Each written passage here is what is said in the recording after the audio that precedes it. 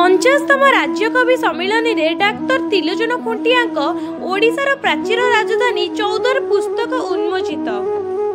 ଆଜିର ସାହିତ୍ୟ ସଂସଦ ଓ ବିବେକାନନ୍ଦ ସାହିତ୍ୟ ସଂସଦ ଆନୁକୂଲ୍ୟରେ 49ତମ ରାଜ୍ୟସ୍ତରୀୟ କବି ସମ୍ମିଳନୀ ପୁସ୍ତକ ଉନ୍ମୋଚନ ଉତ୍ସବ ଚୌଦ୍ୱାର ଗାନ୍ଧୀ ଛକ ସ୍ଥିତ ଟାଉନ୍ ହଲ୍ଠାରେ ଅନୁଷ୍ଠିତ ହୋଇଯାଇଛି। ଏହି ସଭାରେ ସାହିତ୍ୟ ସଂସଦର ବିଶିଷ୍ଟ ସାହିତ୍ୟକ ଡକ୍ଟର ତ୍ରିଲୋଚନ ଖୁଣ୍ଟିଆଙ୍କ ପୌରୋହିତ୍ୟରେ ବିଶିଷ୍ଟ ଲୋକନୃତ୍ୟ ଗୁରୁ ପଦ୍ମଶ୍ରୀ ଉତ୍ସବ ଚରଣ ଦାସ ପ୍ରଦୀପ ପ୍ରଜ୍ୱଳନ କରି ଉତ୍ସବର ଉଦ୍ଘାଟନ କରିଥିଲେ। ବିଶିଷ୍ଟ ସାହିତ୍ୟକ ତଥା ପୂର୍ବତନ ଅର୍ଥମନ୍ତ୍ରୀ ପଞ୍ଚାନନ କାନୁନଗୋ ଆଜିର ସାହିତ୍ୟକ ସଂସଦର ସମ୍ପାଦକ ଡକ୍ଟର ତ୍ରିଲୋଚନ ଖୁଣ୍ଟିଆଙ୍କ ଗବେଷଣା ଗ୍ରନ୍ଥ ଓଡ଼ିଶାର ପ୍ରାଚୀନ ରାଜଧାନୀ ଚୌଦ୍ୱାର ପୁସ୍ତକ ଉନ୍ମୋଚନ କରିଥିଲେ। ଉକ୍ତ ସଭାରେ ମୁଖ୍ୟ ଅତିଥି ଭାବେ ରୋଟାରିଆନ୍ ସୁଧାଂଶୁ ଶେଖର ଜେନା, ମଞ୍ଚଶ୍ରୀ ଅକ୍ଷୟ ନାୟକ, ସମ୍ମାନିତ ଅତିଥି ଭାବେ ଉପାଧ୍ୟକ୍ଷ ଶୁଭେନ୍ଦୁ ସାମଲ ଯୋଗ ଦେଇଥିଲେ। ବିବେକାନନ୍ଦ ସାହିତ୍ୟ ସଂସଦ ସଭାପତି ଉକ୍ତଳ ପ୍ରତିଭା ସିଦ୍ଧେଶ୍ୱର ନାୟକ ମଞ୍ଚ ପରିଚାଳନା କରିଥିଲେ। 49ତମ ରାଜ୍ୟସ୍ତରୀୟ କବି ସମ୍ମିଳନୀରେ ଚୌଦ୍ୱାର ମହାବିଦ୍ୟାଳୟର ଓଡ଼ିଆ ଅଧ୍ୟାପକ ପ୍ରଫୁଲ୍ଲ କୁମାର ସାହୁ ଅଧ୍ୟକ୍ଷତାରେ ଆରମ୍ଭ ହୋଇଥିଲା। ବିବେକାନନ୍ଦ ସାହିତ୍ୟ ସଂସଦର ସମ୍ପାଦକ ମାନସ କୁମାର ସାହୁ ସମସ୍ତ କବି ଅତିଥିମାନଙ୍କୁ ପୁଷ୍ପଗୁଚ୍ଛ ଦେଇ ଉତ୍ସାହିତ କରିଥିଲେ।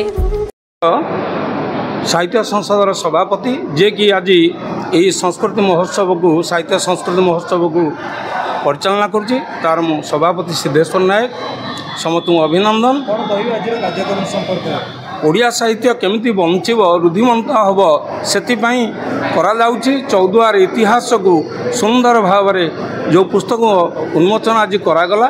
ये चौद्वार हूँ एक एमती अंचल जे कि अतीतर ये जो पुण्य गाथा ये जो वीर माटी यही चौद्वार हूँ आपणकर शाक्त नगरी, जैन नगरी, शैव नगरी, ये हूँ रगड़ी नाम परिचित विराट कटक, विराट गढ़, सन्थ मंडल नाम अभिहित यही चौद्वार परंपरा बहुत।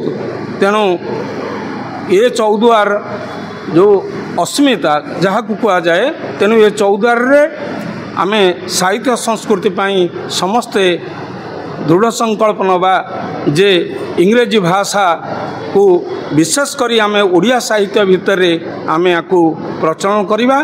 जाहु आजिर कार्यक्रम रे कवि सम्मेलन करागला। समस्त को धन्यवाद। जय जगन्नाथ।